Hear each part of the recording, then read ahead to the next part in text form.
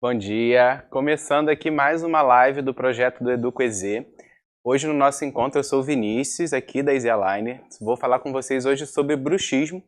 Então a nossa aula de hoje a gente vai discutir um pouquinho sobre as atualidades no controle do bruxismo e falar sobre as opções de tratamento e o que a Easy Aligner também oferece para vocês para facilitar a vida do dentista durante o tratamento aí de bruxismo, controle de DTM, placa estabilizadora, placa de ronco. Então a gente vai conversar aqui um pouquinho sobre isso.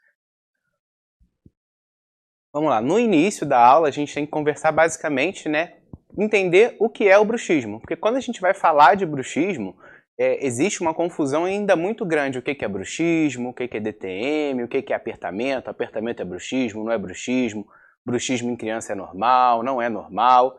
Então a gente precisa, primeiro, antes de começar a conversar sobre bruxismo, explicar e falar o que é bruxismo e o que não é bruxismo. Bruxismo, na verdade, é uma atividade muscular que acontece ali, uma contração, um apertamento dentário, e esse bruxismo é apenas o hábito e esse hábito de ranger e torcer os dentes, de apertar os músculos, e a gente não pode confundir bruxismo com DTM, por exemplo. A dor que se sente de cabeça, uma dor articular, não é bruxismo. O bruxismo pode causar uma DTM, pode ser um fator de risco para uma DTM, mas a gente não pode confundir uma coisa com a outra. Bruxismo é o hábito, é a parafunção, e a DTM é a disfunção, é a doença, é a dor. Então, quando a gente compara as duas coisas, são coisas diferentes, e quando a gente vai falar de tratamento para essas doenças, de controle para essas doenças, a gente tem que entender que são duas coisas diferentes, e às vezes a postura de tratamento é diferente. E é para a gente ter sucesso no controle do nosso bruxismo, por exemplo, que é o que a gente vai falar hoje, principalmente no controle do bruxismo do sono, a gente tem que entender isso para conseguir realizar a melhor conduta de tratamento para o nosso paciente, para a gente conseguir ter sucesso, né?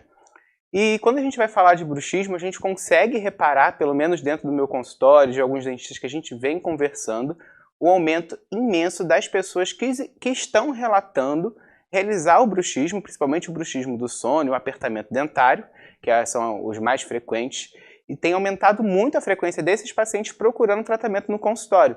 E os dentistas estão muito perdidos em relação ao que tem de atual, o que não tem de atual, tem muita informação na internet, falando sobre botox, aí um fala sobre canabidiol, qual é o tratamento melhor, pode usar a placa estabilizadora, não pode usar a placa estabilizadora, a placa que antes era chamada de mio-relaxante, agora a gente não chama mais de mio-relaxante, mudou de nome.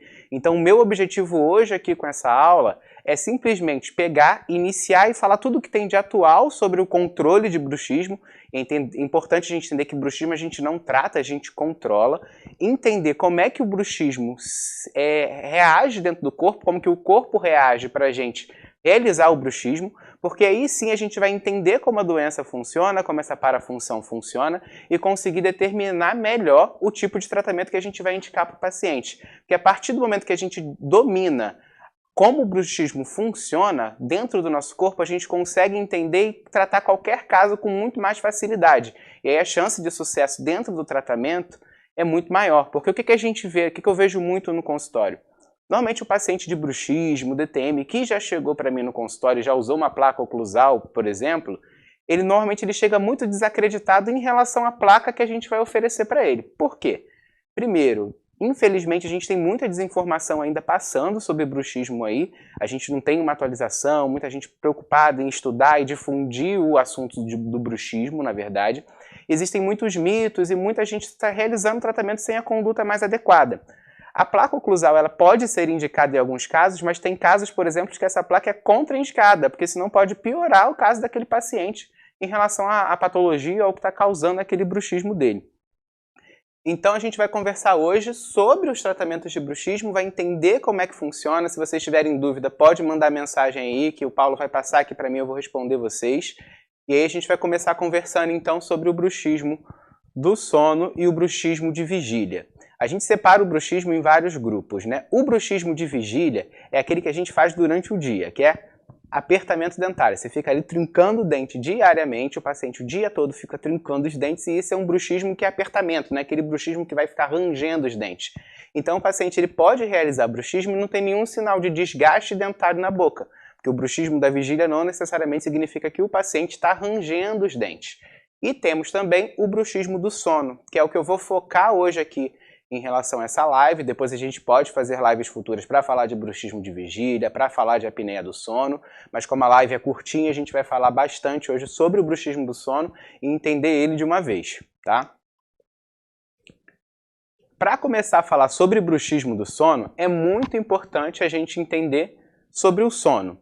Por quê? Quando a gente vai tratar uma patologia, alguma coisa que acontece durante o sono que não deveria acontecer, é extremamente importante a gente entender como é que funciona o estado normal. Então eu vou começar a conversar com vocês sobre como é o estágio normal de sono, quando a gente dorme, tem um sono de qualidade, o que acontece, e depois a gente vai falar um pouquinho do que acontece dentro do bruxismo, né? Quando a gente vai falar aqui sobre o sono, a gente tem ciclos dentro do sono, né? Eu costumo falar que a arquitetura do sono, que é como se fosse uma máquina de lavar. A gente tem aqui a arquitetura do sono, ciclo de sono REM, sono não REM. Aí dentro do sono não REM a gente separa ele em 3 ciclos diferentes, né? E esses ciclos de sono são extremamente importantes para a manutenção. E não significa que tipo assim, eu estou no nível 1, vou para o nível 2, depois eu vou para o nível 3, depois eu vou para o nível 4, vou para o sono não REM. Na verdade, a gente vai mudando os ciclos e vai intercalando esses círculos durante todo o sono. Por quê? Evolutivamente falando, quando a gente estava lá na época das cavernas, a gente não podia entrar num estágio de sono extremamente profundo e ficar ele eternamente. Existiam predadores, então poderia aparecer um tigre-dente de sabre, algum bicho assim do nada, então a gente tinha que ter alguns momentos do nosso sono que a gente poderia ser despertado mais facilmente se aparecesse algum predador. Só que a gente precisa também restabelecer algumas funções e cada função, cada fase do sono não REM tem uma função muito específica para conseguir fazer a melhoria que a gente quer naquele sono. Quando a gente vai olhar, por exemplo, a gente tem o sono REM e o sono não REM. Quando a gente vai olhar o sono não REM, a gente tem a fase 1, que é a transição entre a vigília e o sono. O que isso significa? A vigília é quando a gente está acordado. Então a fase 1 é quando eu estou começando ali, eu estou dormindo, estou começando a cochilar, estou dando aquela piscadinha e estou entrando na fase 1 do sono. A fase 2 é o início do sono e a diminuição da atividade cerebral, ou seja, estou me preparando para dormir, mas ainda estou atento ao que está acontecendo em volta, ainda não estou num sono profundo. E quando a gente chega no estágio 3, a gente tem um sono de ondas mais lentas e começa a entrar num sono profundo. E também a gente tem o sono REM, que é onde a gente tem o maior relaxamento muscular, a gente quase não se mexe, parece que está ali paralisado. A gente fixa as memórias e os conhecimentos durante o dia, durante esse sono. Então é muito importante que a gente faça todas as fases desse ciclo muito bem e a gente consiga fazer todas elas. E quando a gente tem alguma interferência na qualidade do sono, é onde a gente começa a ter problema começa a aparecer problema do sono, insônia, apneia do sono, é onde a gente começa a ver que aí começa a desandar e a gente começa a ter problemas psicológicos. Então a qualidade do sono, um sono bem regulado, é muito importante para que tudo aconteça de forma correta no nosso corpo. E aí quando a gente vai falar de tratamento de bruxismo, é muito importante a gente fazer o paciente entender isso também. Se a gente fala para o paciente, você tem bruxismo, você range os dentes e entrega uma placa na mão dele, bota na boca dele, faz os ajustes e fala, agora você está protegido, e não faz ele entender o malefício que o bruxismo pode causar e os outros problemas também causados pelo bruxismo, o paciente não vai ser engajado no seu tratamento. Você não vai ter sucesso no seu tratamento. O nosso tratamento não pode se basear somente na entrega de uma placa oclusal na boca do paciente. Se a gente não educar o paciente, não ensinar os autocuidados, não falar sobre qualidade de sono, a gente não vai ter uma melhora daquele paciente. A gente vai ter uma placa cobrindo os dentes e protegendo os dentes. A placa funciona, é excelente, é muito boa, porém a educação do paciente funciona muito mais no tratamento do bruxismo do que a placa. É um conjunto, a gente tem que trabalhar em conjunto, utilizar todas as ferramentas para a melhoria do caso. E aí quando a gente vai falar da fase 2 do sono, o que a gente tem? Na fase 2, quando a gente vai estudar as polissonografias, a gente identificou que na fase 2 do sono é a fase onde tem a maior ocorrência de bruxismo, do sono. Então assim, se meu paciente está começando a dormir, eu sei que a fase 2 é a fase inicial do sono ali, estou começando a entrar, estou começando a relaxar, a gente já sabe que o bruxismo, ele é um fator de risco que inicia no início do sono. Então quando a gente vai pensar no tratamento de bruxismo do sono, no controle de bruxismo do sono, a melhoria da qualidade do sono tem que estar extremamente associada. Porque assim, eu quero melhorar a qualidade do sono. Eu tenho muito bruxismo na primeira fase, na fase 2, fase 2 não REM, que é quando eu estou começando a dormir ali, já adormeci, mas ainda estou ligado ao mundo à minha volta. Se é nesse início e eu quero chegar nas outras fases, se eu consigo chegar nas outras fases, eu começo meu sono, vou para a fase 2, eu consigo passar para as outras fases, eu não vou realizar tanto bruxismo, porque de 60% a 80% dos casos de bruxismo do sono estão acontecendo na primeira fase. Então, por isso que é importante a gente educar em relação à qualidade do sono do paciente já no início, porque senão a gente não vai ter melhora na qualidade do caso, vai continuar fazendo bruxismo, só que agora com uma placa dentro da boca. E aí quando a gente vai falar agora, que é como funciona o bruxismo. Ou seja, a gente tem alguma resposta ali inicial de como o nosso corpo reage ao bruxismo. Isso aqui é muito importante, porque quando a gente for falar daqui a pouco dos tipos de bruxismo, do que pode estar associado a um tipo de bruxismo, a gente vai conseguir entender por que está associada àquela doença, por que a gente vai realizar aquele tratamento e como é que a gente vai poder fazer de forma diferente, né? Ah, por que eu não posso usar a placa oclusal nesse caso aqui em específico? É por conta disso. Então isso aqui é como funciona o hábito de ranger os dentes, o bruxismo em si. Inicia com o aumento da atividade cardíaca autonômica, ou seja, a gente está ali entrando na fase do sono, aí a gente vai ter um aumento da atividade da cardíaca, e aí a gente vai passar para aumento da atividade cerebral. A gente vai começar ali durante o sono a aumentar a atividade cerebral, porque tem alguma coisa acontecendo que não deveria estar acontecendo, então a gente começa a pensar, e aí a gente tem um aumento da taquicardia, a gente fica com aquele batimento cardíaco aumentado. Então a gente já começou ali, o bruxismo ele começa assim, ou seja, ele é um fator que é central. Se o bruxismo começa central lá na cabeça, na atividade cerebral, a gente vai entender por que também alguns tratamentos não são tão indicados como o Botox, e eu vou explicar daqui a pouco. E depois que a gente vai falar do aumento da atividade cerebral, aumento da taquicardia, aí que a gente consegue, como dentista, que está ali acostumado a trabalhar com músculo, mastigação e tudo, entender como é que isso vai se refletir na boca. Porque a gente começa a ter aumento da tonicidade desses músculos supraioides aqui, ou seja, os músculos mastigatórios estão começando a se envolver no processo de bruxismo. E aí a gente também tem uma atividade da amplitude de respiração. E aí presta atenção aqui no aumento da amplitude de respiração, porque quando a gente for falar de apneia do sono e outros problemas relacionados que causam bruxismo, aí a gente entende por que esse bruxismo ele é considerado protetivo, tá bom? Daqui a pouco eu vou explicar isso aqui melhor. E aí a gente, depois desse aumento das vias respiratórias ali para melhorar a passagem de ar, alguma coisa que esteja acontecendo, aí a gente começa a atividade dos músculos mastigatórios e aí começa aquele ranger de dentes durante a noite. Ou seja, a gente começa o processo lá em cima, com mudança de atividade cerebral, passa por uma mudança de batimento cardíaco, muda a tonicidade dos músculos, aumenta a via respiratória e é aí que a gente começa a ranger os dentes. Olha todas as etapas que acontecem antes da gente começar a ranger os dentes de verdade, para a gente conseguir controlar isso tudo. Então, quando a gente vai pensar em controlar bruxismo, não é simplesmente, toma, vai. A gente tem que pensar em todas as etapas. Passando por essa atividade da musculação, a gente vai começar o quê? Bater e apertar os dentes. E quando a gente começa com essa atividade muscular aqui, ó, tô rangendo, tô mastigando, tô jogando para um lado, jogando para o outro, a gente começa com o aumento da salivação. A gente aumenta a salivação durante a noite. E esse aumento de salivação também vai explicar para a gente mais para frente o porquê de pessoas que têm refluxo e que tem um pH da boca alterado, uma alimentação muito ácida, tem o maior risco de fazer bruxismo. Porque a gente tenta compensar, né, essa diferença de pH salivando. Então a gente usa o bruxismo para controlar, para equilibrar o pH da boca. E aí quando a gente vai falar do que o bruxismo pode estar associado, a gente começa com as síndromes genéticas, né? Existem algumas síndromes que causam, que podem estar associadas ao bruxismo diretamente, como síndrome de Down, por exemplo, é muito comum desses pacientes, então a gente precisa controlar esse bruxismo também.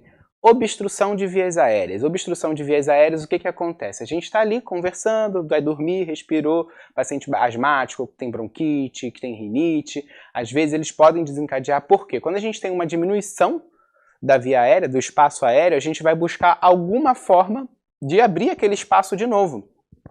A gente simplesmente não vai deixar aquela via aérea, o nosso corpo, não vai deixar a gente morrer sufocado. E uma solução para isso, que o nosso próprio sistema faz, é o quê? Deixa eu abrir essa via aérea, deixa eu abrir a boca, deixa eu ativar esses músculos. E aí a gente causa o bruxismo. Que aí quando a gente volta lá para aquela parte que eu estava explicando sobre a fisiopatologia do bruxismo, de como ele acontece, a gente consegue entender por que um paciente com apneia do sono faz o bruxismo. Porque se ele está com a arcada fechada, está com a via aérea fechada, o meu corpo vai mandar algum sinal para eu tentar abrir aquela via aérea. Qual sinal é esse? Ó, vamos aumentar aqui a atividade muscular desses músculos, que aí a gente consegue abrir a via aérea. E, inconsequentemente, a gente faz um bruxismo. Ou seja, ele não é um bruxismo primário. Ele não é o principal problema. A gente tem uma doença muito mais grave associada a esse bruxismo, que é a apneia do sono, que pode levar à morte, por exemplo. Se a gente não conseguir tratar esse paciente, a gente tem que trabalhar em conjunto com médico, fonoaudiólogos, com fisioterapeutas, tudo isso para conseguir controlar esse paciente com a apneia do sono. E aí a gente coloca uma placa dentro, e aí quando a gente não sabe disso, coloca uma placa oclusal na boca desse paciente que tem apneia do sono, o que a gente faz? Eu tenho a minha mandíbula aqui. Quando eu abro ela, ó, como isso aqui vai mais para trás, a minha mandíbula vai para trás. Quando eu jogo isso aqui para trás, a minha via aérea fica obstruída. Se eu coloco uma placa lisa, reta e ajustada na boca do paciente, porque é assim que tem que ser, a nossa placa precisa permitir os movimentos mandibulares, vai facilitar eu jogar essa mandíbula do meu paciente para trás. E se eu jogo a mandíbula do meu paciente para trás com essa placa, eu vou fechar mais ainda a via aérea, vou obstruir mais ainda a via aérea e vou piorar o caso de apneia daquele paciente. Então eu não posso indicar uma placa estabilizadora, uma placa reta para aquele paciente, se ele realiza a apneia do sono.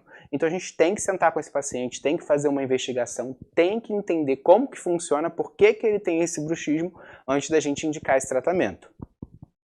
Quando a gente fala também de refluxo gastroesofágico, a gente está falando daquela parte que eu falei em relação ao equilíbrio do pH da boca. Quando a gente tem paciente, principalmente pacientes que fizeram cirurgia bariátrica, paciente que tem problemas de estômago, por isso que na nossa anamnese a gente tem que perguntar, a gente tem que conversar, a gente tem que entender o histórico daquele paciente, quando a queixa dele é bruxismo ou quando a gente identifica algum desgaste dentário que possa ser relacionado ao bruxismo e a gente quer chegar ali naquele diagnóstico, a gente tem que conversar com o paciente, a gente tem que entender ele, e o refluxo gastroesofágico é muito importante isso, a gente perguntar, porque às vezes o paciente chega com bruxismo, ele não tem noção de que ele tem o refluxo, mas às vezes ele tem uma cirurgia bariátrica, por exemplo.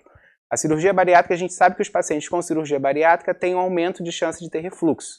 Se ele tem aumento de chance de ter refluxo e falou para você que fez começou a fazer bruxismo após a cirurgia, você já pode investigar a causa de um refluxo ali, a presença de um refluxo, e ver se não é a causa do bruxismo daquele paciente. Porque o que acontece? Com o refluxo, o ácido estomacal vem, né, para a boca, para a cavidade oral, alterando aquele pH. Quando altera o pH da mucosa oral, da cavidade oral, a gente tenta equilibrar isso de alguma forma. E a forma que a gente equilibra isso é salivando. E aí a gente está lá dormindo, com pH inalterado, precisando melhorar aquele pH. O que o nosso sistema nervoso central faz? Olha só, vamos fazer isso aqui, ó, vamos aumentar a atividade toda dele, porque aí no final eu sei que a gente saliva, eu vou salivar mais e vou equilibrar o pH daquele meio, ou seja, é o nosso corpo protegendo o nosso meio bucal por meio do bruxismo. É um bruxismo protetivo também, tanto esse quanto da apneia obstrutiva do sono. A gente também tem muitos pacientes com TDAH, com hiperatividade, aí é um assunto um pouquinho mais complexo que a gente pode entrar para conversar também mais para frente, em futuras lives, que é a questão do sistema dopaminérgico, da serotonina, dopamina, em relação ao bruxismo também, que a gente entra numa parte bem mais profunda do bruxismo, mas a gente pode deixar mais para frente. São pacientes que também têm um histórico de bruxismo e a gente precisa controlar de alguma forma. Por exemplo, tem um medicamento que eles usam, que é o Venvance, que um dos efeitos colaterais é o bruxismo. Então, se a gente não perguntar ao nosso paciente se ele tem TDAH, porque ninguém vai virar para o dentista e falar, olha, eu tenho TDAH. A gente tem que investigar, a gente tem que conversar com o paciente. Porque se o TDAH é um fator de risco para bruxismo, a gente já fica mais atento ao nosso paciente ali. Então, quando a gente lança o TDAH, quando o paciente fala que tem TDAH, a gente vai investigando esse bruxismo nele. Se ele tiver, a gente vai controlar também. Tá? Drogas e medicamentos, por exemplo, antidepressivos, fluoxetina, por exemplo, é um medicamento que tem muito incidência de paciente que usa a fluoxetina e faz o bruxismo. E aí a gente vai conversar e vai entender como vai ser a conduta desse paciente. A gente tem que entender também qual é o processo que aquele paciente está passando. Se ele está usando um medicamento que é um antidepressivo, é porque ele está com um problema maior. Então eu não vou falar assim, eu tenho que substituir seu antidepressivo. A gente precisa conversar com o psiquiatra, com o neurologista, com quem estiver realizando aquele tratamento, quem indicou aquela medicação, para a gente tentar achar o melhor equilíbrio ali e, de qualquer forma, se não tiver a possibilidade de substituir aquela medicação, proteger os dentes com a placa também, porque a gente consegue começar a guiar o nosso tratamento para o melhor do paciente. E aí a gente também fala do consumo excessivo de café e o tabagismo. Hoje em dia a gente já tem artigos falando que quem bebe mais de 8 xícaras, 6 xícaras de café durante o dia tem 2 vezes mais chance de fazer bruxismo que uma pessoa que não consome.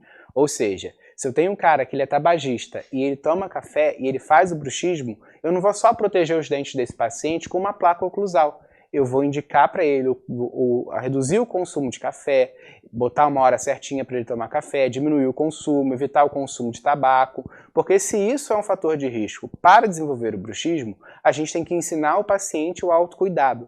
O controle do bruxismo, o tratamento para DTM também, é um trabalho em conjunto do dentista com o paciente. É o trabalho do dentista educar o paciente e propor a melhor plano de tratamento, mas é o trabalho do paciente cuidar dele também, porque são fatores multifatoriais que a gente não consegue controlar sozinho, o dentista, e necessita do paciente com bons hábitos dentro de casa para a doença não evoluir, para o problema não evoluir. Então a gente tem que conversar e educar o paciente sempre. Estresse e ansiedade, que eu acho que é o mais comum, que eu acho que às vezes é o que o paciente acha, que chega no consultório e fala, mas eu tenho bruxismo porque eu tenho estresse e ansiedade, e aí a gente vai começando a conversar com ele, e a gente consegue identificar que às vezes nem sempre é só o estresse e a ansiedade ali o fator de risco para ele estar fazendo esse bruxismo, mas eu acho que a incidência é maior, e aí sim a gente vai trabalhar com placa oclusal, vai trabalhar bastante com a placa estabilizadora, antigamente chamada de mio-relaxante. Então a gente vai conseguir tratar bastante paciente assim. Eu acho que é o que mais chega no consultório é paciente que faz muito bruxismo por conta de estresse, principalmente hoje em dia apertamento, né? E a gente tem algumas alterações neurológicas também, como Parkinson, doença de Alzheimer, que são fator de risco para quem para quem tem bruxismo. Então, se já chega um paciente que tem esse histórico, a gente não vai se assustar ali, puxa, como é que eu vou conduzir esse tratamento, como é que eu vou fazer isso, porque é um fator de risco, então a gente já sabe que é causado por conta disso. Então a gente já foca naquele problema ali, porque a gente precisa pensar o seguinte, se o meu bruxismo, ele tem vários fatores secundários que podem estar causando ele, se o meu bruxismo é causa de uma apneia do sono, eu vou controlar o bruxismo tratando a apneia do sono. Se o meu bruxismo é causado pelo refluxo pelo refluxo, a gente vai tratar o refluxo para controlar aquele bruxismo. A placa, nesse caso, pode ser um auxiliar, por exemplo, do refluxo, do estresse, ansiedade, da medicação. A gente pode utilizar a placa como um recurso para proteger os dentes daquele paciente que tem alguns outros danos na boca dele de imediato, porém o controle da doença, o controle do bruxismo tem que ser feito tratando a causa. Porque se a gente só simplesmente encaixa a placa na boca do paciente, a gente não resolve problema nenhum. A gente está só tapando o sol com a peneira ali, botou a placa, mas não educou o paciente, não fez nada, então é muito importante a gente entender isso. Como eu falei, a gente tem bruxismo protetivo, né? O que seria o bruxismo protetivo? É um bruxismo que a causa dele é para proteger o nosso organismo, por exemplo, o que a gente já conversou da apneia do sono e do refluxo gastroesofágico. A gente tem que controlar essas duas doenças, que eu acho que assim, é o que mais recorrência eu vejo no consultório, principalmente a apneia do sono. Como eu estava falando do bruxismo protetivo, vou desenhar um pouquinho melhor para vocês a parte da apneia do sono. Pedir para o Paulo colocar o slide aí para vocês verem. Espera aí só um minutinho. Aí, tudo certo. Vamos lá, ó. A via aérea normal, quando a gente tem, ó, repara, o fluxo de ar está passando livremente por dentro das vias respiratórias, tanto pelo nariz quanto pela boca. Quando a gente pega um paciente que faz a apneia do sono, a gente tem essa via aérea fechada por essa musculatura aqui, ó. A língua posicionada para trás, tudo isso acontecendo, a via obstruída aqui e aqui. Então o que a gente faz? Quando a gente vai falar de apneia do sono, a gente fala de tratamento com o CPAP, quando é uma apneia mais grave, e quando a gente está falando de pacientes com apneia moderada e leve, a gente fala de um aparelho de ronco associado a um CPAP, melhoria de hábitos. Então aí o dentista se inclui, né? Quando o tratamento de apneia do sono, a gente inclui o dentista por meio desse aparelho de ronco e apneia do sono, porque ele trata tanto o ronco quanto a apneia. Na live de hoje a gente não vai falar, porque o tempo é curto, né? Tanto sobre a apneia do sono, acho que eu vou finalizar o assunto de apneia por aqui, mas talvez no futuro a gente faça uma live falando sobre a apneia do sono. E aí, quando a gente vai falar do refluxo gástrico, é exatamente aquilo que eu falei até a aula toda, né? Porque aqui chega aqui no final o aumento da salivação, que é o objetivo final. Então é por isso que a gente considera esse bruxismo um bruxismo protetivo. que é para controlar o pH ali da boca. E aí a gente vai começar agora a falar sobre alguns tratamentos que surgem, algumas opiniões, algumas coisas milagrosas, né, alguns cursos que estão aparecendo por aí, para oferecer certos tipos de tratamento para o nosso paciente. Vamos começar falando sobre Botox e bruxismo. Quando a gente vai falar de Botox, de início a gente sabe que o Botox é uma droga de ação periférica, né? A gente vai aplicar ali aquela droga na musculatura para paralisar, para evitar a contração daquela região muscular. E aí sim a gente pega e melhora o bruxismo em teoria. Então qual é a teoria de quem utiliza o Botox para tratar bruxismo? Faça uma aplicação no masseter, né? Masseter temporal, para evitar ali aquela contração muscular diária. Só o que acontece? Como eu estou falando desde o início da aula, o bruxismo ele não é de ação periférica. Ele não acontece nas terminações nervosas do músculo, ele não começa aqui, ele começa lá no nosso sistema nervoso central, vai dentro do cérebro. Então não adianta eu colocar uma droga que tem ação periférica para tratar uma doença que tem origem, para tratar uma parafunção que tem origem central. Ou eu coloco, para a função com origem central, a gente vai tratar de forma central. E aí, o que acontece? O que a gente tem avaliado dentro dos artigos científicos que estão aparecendo aí? A gente tem sim, realmente, uma melhora quando a gente aplica a toxina botulínica de imediato, o paciente para de contrair tanta musculatura, porém, não é tão boa, não é melhor ou não é tão segura quanto a gente vai comparar com os tratamentos tradicionais que a gente já conhece há anos e que tem muito mais evidência científica. O que a gente tem também são artigos científicos mostrando que o uso contínuo da toxina botulínica para Botox pode causar uma osteopenia, pode diminuir a densidade da nossa mandíbula. Imagina o paciente tomando Botox direto, utilizando Botox direto para bruxismo, sofre um acidente, vai jogar um futebol, dá uma bolada na cara, fratura uma mandíbula mais facilmente por conta disso. A gente tem que avaliar os riscos de cada tal tipo de tratamento e avaliar, Vinícius, eu gosto do resultado do Botox e tudo. Você conversa com o seu paciente que ainda é um tratamento experimental, que não existem tantos estudos indicando ainda aquele tratamento para aquilo, ou é simplesmente usar o Botox como uma alternativa milagrosa, mais fácil de trabalhar para tratar aquele paciente. Você deixa bem claro que é um tratamento ainda experimental para o seu paciente, porque isso precisa ser justo para o seu paciente aceitar e você querer oferecer isso. Você explica que existem outros tratamentos com evidência científica muito mais forte para realizar aquele tratamento no paciente, que funciona muito melhor. Se você conversa isso com o paciente entende e aceita, cada um com seu cada um. Porém, eu, Vinícius, também não indico o tratamento com Botox para bruxismo ainda. E aí a gente entra agora num novo assunto, que é o canabidiol para tratamento de bruxismo também, para controle de bruxismo.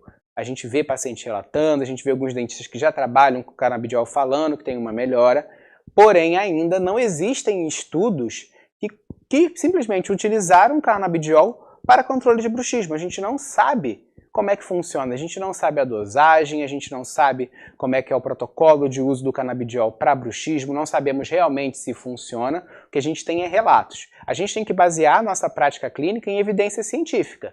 Se aquilo ali funciona para tantas pessoas, foi estudado por tantos professores, a gente avaliou aquilo tudo e viu que é super indicado e seguro de se fazer nas pessoas, aí a gente passa a indicar. É muito importante, sim, os estudos avançarem com o canabidiol. Pode ser, em teoria, a ação indireta da melhoria do sono. A gente já sabe que o canabidiol tem diversas funções para a melhoria do sono. Então a gente já sabe que se a melhoria do sono melhora o bruxismo, pode ser que por uma via indireta a gente consiga melhorar, sim, o bruxismo por meio do canabidiol.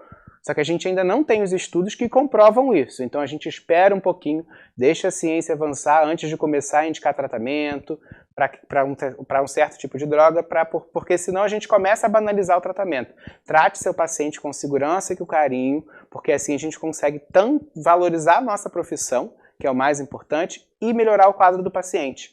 Não busque soluções milagrosas ainda sem evidência científica. Vamos com calma, que um dia a gente chega lá.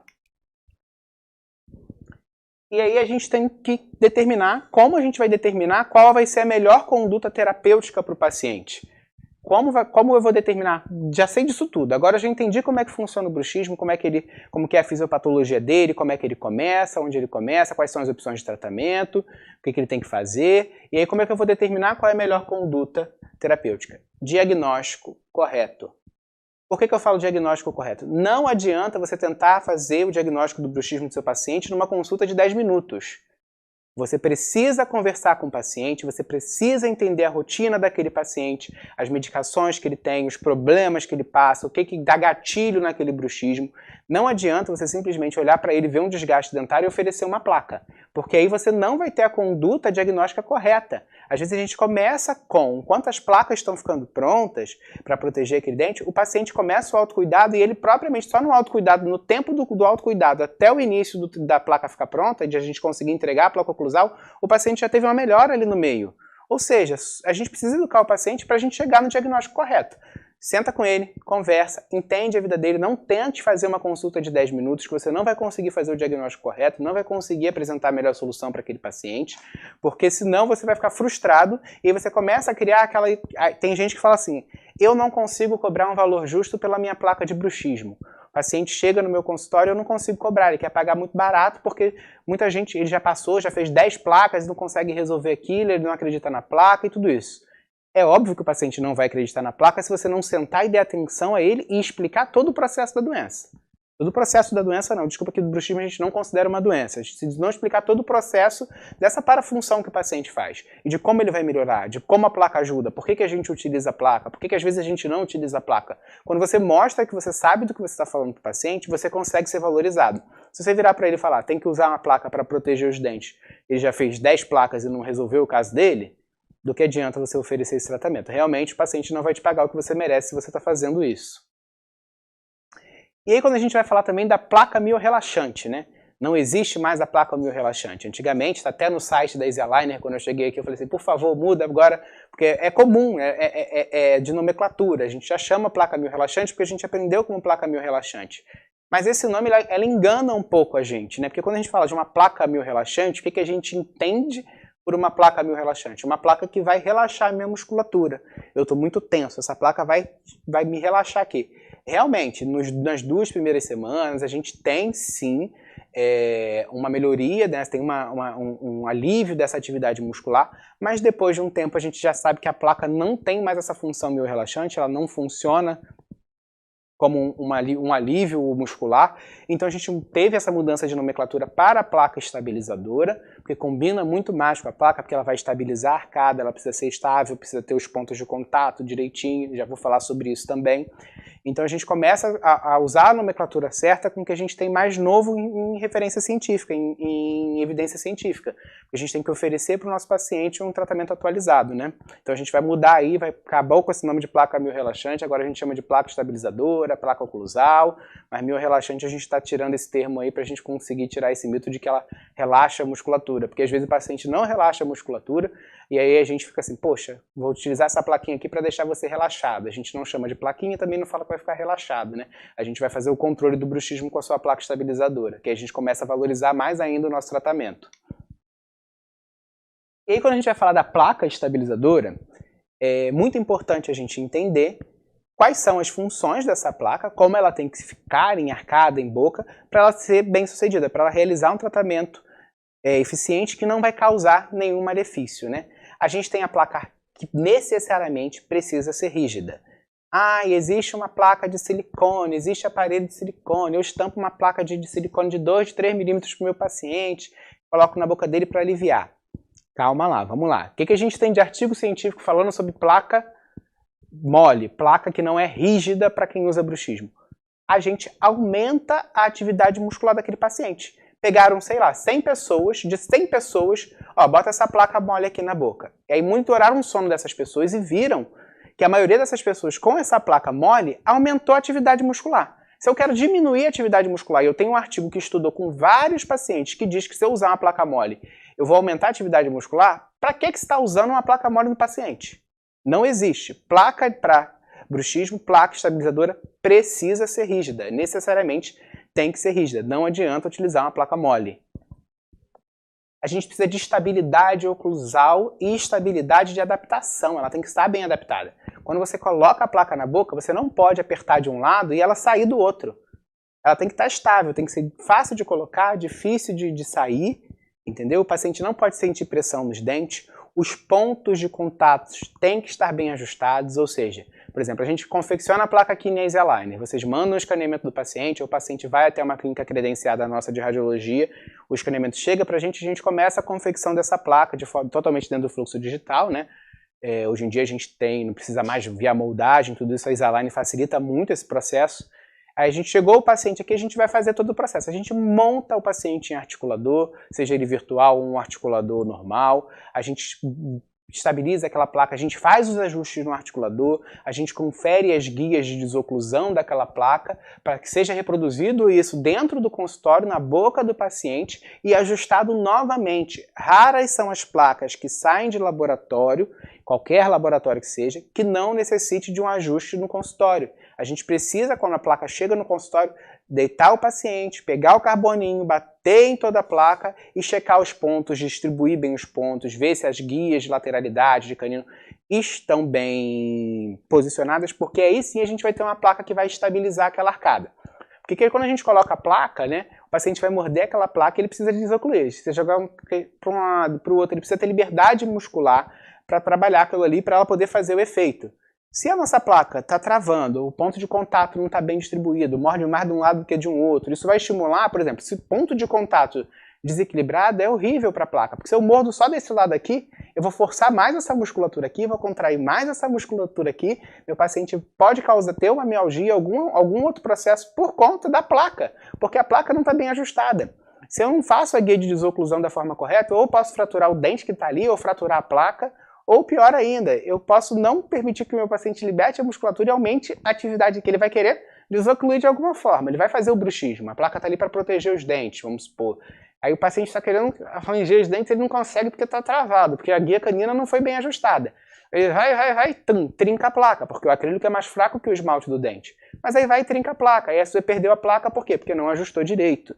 Então a gente precisa ajustar a placa oclusal desde o início do processo, quando a gente tem que ter o registro de mordida, tem que montar em articulador, seja ele virtual ou o físico, tem que ajustar os pontos no consultório e os pontos no laboratório. Os pontos, quando chegam no laboratório, precisam ser checados e ajustados dentro do consultório. Porque se isso não for feito, a placa não está de excelência, não está eficiente. E você precisa fazer um acompanhamento desse paciente para ver como é que ele está sendo o uso da placa. Não é só colocar a placa e liberar o paciente. Falar, beijo, tchau, está com a placa protegendo os dentes. Não. O bruxismo é controle, e controle depende de acompanhamento. E isso tem que ser explicado na primeira consulta com o seu paciente para que não tenha nenhum problema futuro. Porque senão o paciente vai falar assim, não resolveu nada. Por que não resolveu nada? Por que o bruxismo não melhorou? Por que não teve uma diminuição daquela atividade muscular? Porque você precisa educar o seu paciente do início ao fim. Se ele não tiver educado do início ao fim, não adianta colocar a placa na boca dele. Estamos falando isso, vamos passar aqui o assunto.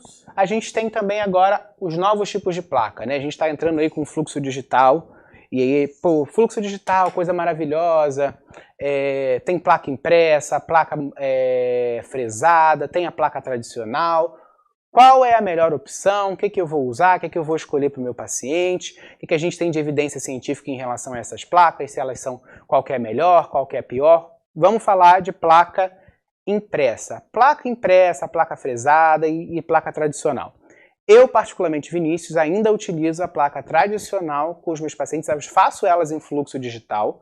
O que é o fluxo digital? Escaneamento, mando para a Isalign confecciona a placa e me manda de volta para o consultório sem eu ter nenhum trabalho com gesso, nada disso.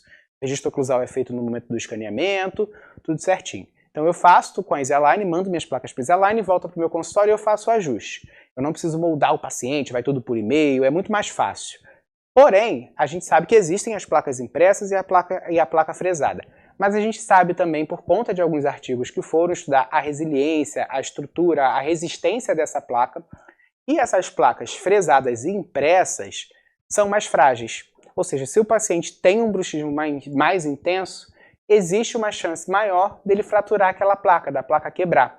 Então eu, Vinícius, no meu consultório, prefiro fazer com a Isalign, porque eu sei que eles fazem de um sistema híbrido que inicia com uma placa, o fluxo digital com escaneamento do paciente, mas é feito em articulador normal, montado aqui e feito com aquela resina prensada, né, aquela resina tradicional. Então a placa ela é mais resistente, porque a placa impressa ou fresada é mais frágil. Vinícius, significa que a placa impressa ou fresada bem ajustada não funciona? É pior? Não, a função é a mesma. Se tiver bem ajustado, os pontos equilibrados, guia canina, a placa vai fazer a mesma função. Porém, a placa que é feita de resina, da forma tradicional, é mais resistente. Então, para não correr o risco de eu pegar um paciente que vai fraturar a minha placa, eu prefiro pegar uma placa que seja mais resistente. Mas não muda, não tem diferença clínica você ter uma placa fresada ou uma placa impressa ou uma placa tradicional. É só por questão de resistência de material ainda, os materiais estão evoluindo, a gente está começando agora a fresar resina, muita coisa precisa evoluir nessa área da odontologia para a gente ter uma resistência do mesmo material que a gente tem de um material que a gente estuda aí há mais de 50 anos, se bobear, que é a resina acrílica, né? Então eu prefiro utilizar aquelas placas que são feitas de forma tradicional no meu consultório. E aí a gente vai falar de como eu peço as minhas placas também, que eu vou dentro do meu EZ, é muito simples, e eu vou aqui em solicitar placa. E aí, quando eu clico em solicitar placa, eu vou para essa aba aqui, faço o cadastro do meu paciente e eu tenho 3 tipos de placa. Placa estabilizadora miorrelaxante, superior. Miorrelaxante a gente vai cortar do site em breve, mas a gente deixa aqui entre parênteses para lembrar vocês o nome antigo, caso alguém ainda utilize, né? A placa estabilizadora inferior, e aí a gente também a placa anti-ronco. Se você for tratar algum paciente com bruxismo, provavelmente você vai utilizar uma dessas 3 placas, ou a superior, ou a inferior, ou a placa anti-ronco, se for um paciente que ronca ou faz uma apneia de leve a moderada. A apneia grave a gente trata com CPAP, tá? A gente não trata com aparelho anti-ronco. E aí me perguntam, Vinícius, eu vi que tem a placa inferior e a placa superior. Como é que eu determino aonde eu vou utilizar essa placa no meu paciente? Se eu vou utilizar ela em cima, se eu vou utilizar ela embaixo, eu não sei. Eu fico nessa dúvida. Meu paciente, às vezes, ele tem muita ausência inferior, mas tem todos os dentes superiores. O que a gente tem que determinar? O que a gente vai avaliar para determinar aonde essa placa vai ser confeccionada? Se vai ser superior ou inferior? A gente tem que procurar a maior estabilidade possível para essa placa, ou seja, placa estabilizadora. Eu preciso de contatos estáveis, eu preciso de contato oclusal estável. Se eu tenho dente superior, todos eles, e eu tenho ausência inferior, eu vou ter menos contato se a arcada inferior tocar na placa de cima, porque eu tenho menos dentes, correto? Então quando eu vou selecionar o tipo de placa que eu vou fazer para o meu paciente, eu olho o seguinte: meu paciente tem ausência inferior, mas tem todos os dentes superiores, ou seja, todos os dentes superiores, eu tenho 20 dentes superiores e os 20 vão tocar na placa. Embaixo eu tenho 15 dentes inferiores e os 15 vão tocar na placa. Eu tenho mais dentes tocando quando eu faço a placa embaixo, então, porque a placa inferior vai tocar em todos os dentes superiores.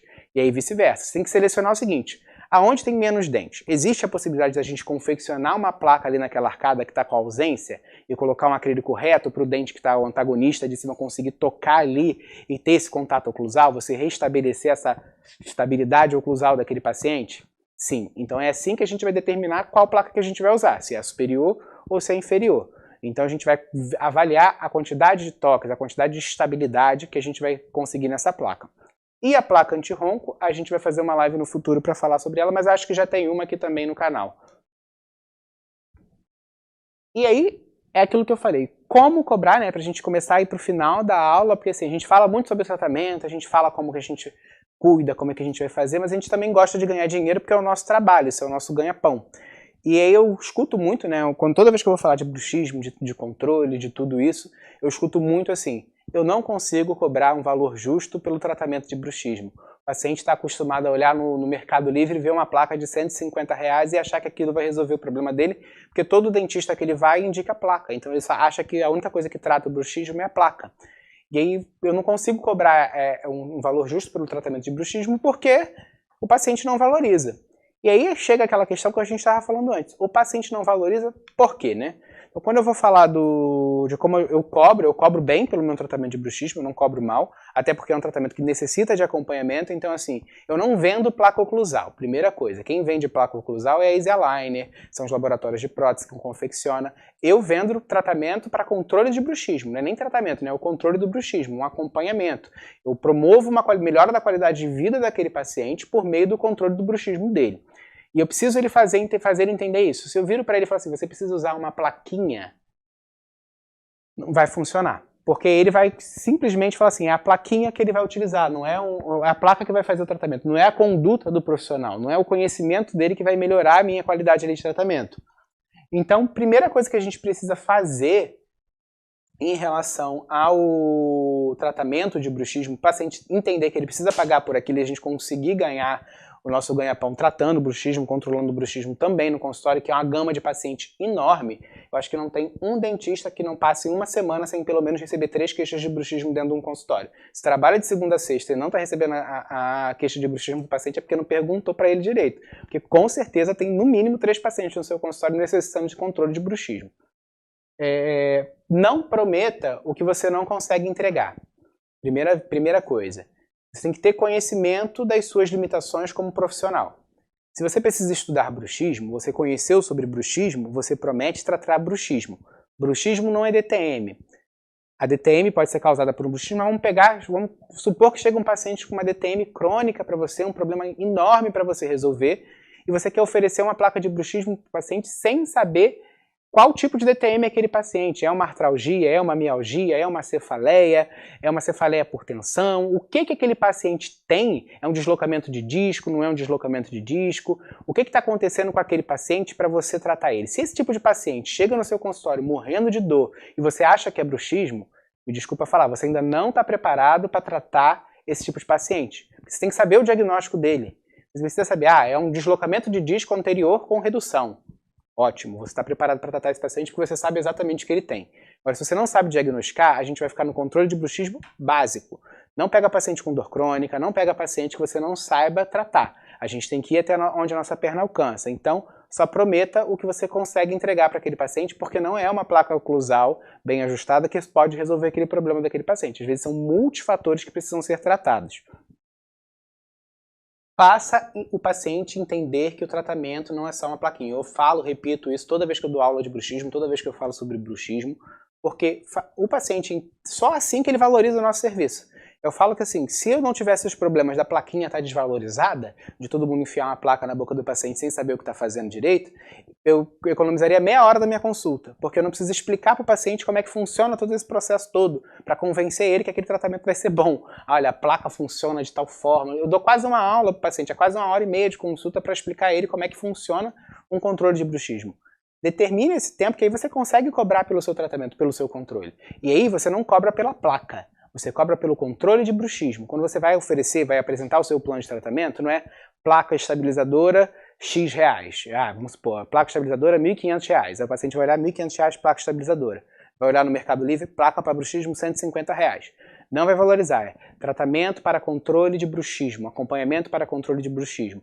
Está incluso nesse tratamento a placa estabilizadora, consulta de acompanhamento, instrução de melhoria de qualidade de vida, de hábito, tudo isso você vai colocar e determinar e vai entregar para o seu paciente o papel, isso aqui é o seu tratamento para bruxismo, é o seu controle de bruxismo, está aqui no papel, é tudo isso que você tem direito e é tanto.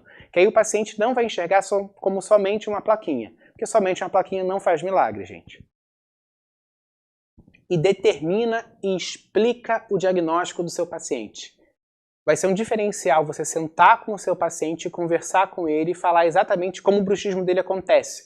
Vamos supor que é um paciente que chegou com a apneia do sono. Provavelmente nenhum outro profissional raramente parou para explicar e conversar com ele sobre como o bruxismo dele acontece, porque que a via respiratória dele fecha e ele vai lá e faz isso. Ele fala assim, então é por isso. Ele fala, então é por isso que eu fico cansado durante o dia, porque eu também não consigo dormir direito e isso atrapalha a minha qualidade de vida. Você determinar o diagnóstico daquele paciente é muito mais tranquilo para você, Você tem que falar, olha, estresse e ansiedade. A gente conversando aqui, é multifatorial, mas a grande probabilidade de você ter o bruxismo, estar fazendo o bruxismo é por conta do estresse e da ansiedade. Para tratar o bruxismo, a gente precisa melhorar esses hábitos e a gente vai utilizar uma placa oclusal para proteger seus dentes e não ter nenhum problema dentário durante esse processo. Mas o seu tratamento principal é o controle do estresse e da ansiedade. O que a gente pode fazer para melhorar isso? É um acompanhamento psicológico? Vou te encaminhar para um psicólogo, então.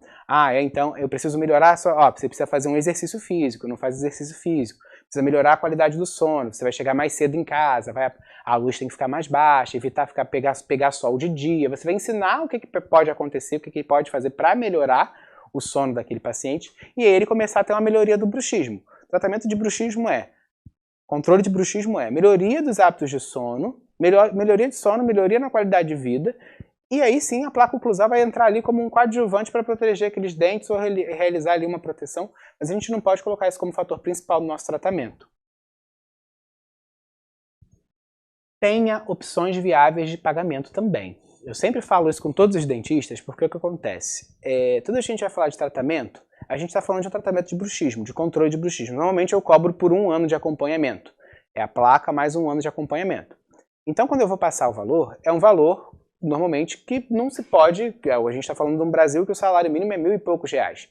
Você cobrar um tratamento de 2, 3, 4 mil reais no paciente durante o ano, o que a gente tem que fazer? A gente tem que parcelar para aquele paciente. Se você quer vender mais tratamento, você tem que oferecer opções de tratamento viáveis para aquele paciente também. Não importa o seu valor, você tem que entender a realidade do paciente, tá?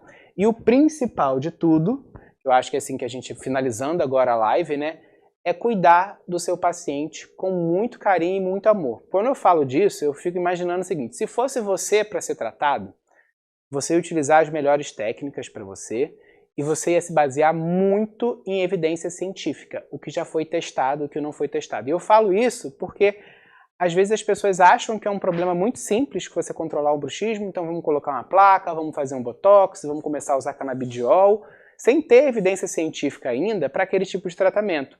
Se fosse você, se fosse um parente seu, você ofereceria um tratamento sem evidência científica comprovada ainda? Por mais, no meu consultório funciona assim, tá, mas a gente não tem um respaldo, a gente não tem estudo, a gente não tem nada baseando a nossa prática clínica nisso ainda. Então, assim, eu acho que para qualquer tratamento odontológico, qualquer coisa que a gente vai oferecer dentro do nosso consultório, a gente tem que se responsabilizar e tratar aquele paciente com muito carinho. Principalmente pacientes que têm bruxismo, que têm DTMs, que são pacientes que lidam com dor o dia inteiro. São pessoas que têm doenças que às vezes são incapacitantes. A gente pega paciente que tem DTM e não consegue ir trabalhar. Então, se a gente não oferecer a melhor forma de tratamento e não estudar o suficiente, não oferecer o melhor diagnóstico, não adianta você tentar oferecer um tratamento para o seu paciente que você não vai estar sendo justo com ele. E aí você também não vai conseguir ser valorizado, porque a gente precisa ser valorizado e valorizar o conhecimento e o que a gente tem como responsabilidade no paciente. Então, assim, não oferece botox para bruxismo, vamos estudar mais um pouquinho, não oferece canabidiol ainda, vamos esperar as pesquisas científicas avançarem para a gente começar a colocar esse tratamento no nosso consultório. Vamos trabalhar com bom e velho feijão com arroz, que é o que a gente já conhece, que é a placa estabilizadora, são as condutas de melhoria de qualidade de vida, porque aí sim a gente vai conseguir oferecer um tratamento de qualidade e seguro para o nosso paciente. A gente tem que pensar na segurança do nosso paciente sempre em qualquer tratamento que a gente está oferecendo dentro do consultório. Então eu finalizo a aula só com esse recado. Provavelmente a gente vai fazer mais algumas para falar sobre a apneia do sono, o aparelho de ronco, como é que funciona, o tratamento de ronco. Podemos até ver um curso mais avançado sobre bruxismo, porque dá para a gente ficar 10 horas falando sobre bruxismo. Mas por hoje a gente finaliza aqui. Muito obrigado. E vamos encerrando a live de hoje. Qualquer dúvida, vou perguntar agora. Paulo, chegou alguma dúvida? Tem alguma dúvida? Alguém tem alguma pergunta? Acredito que não, porque a live foi rapidinha. Então, muito obrigado a todos e vamos finalizando aqui.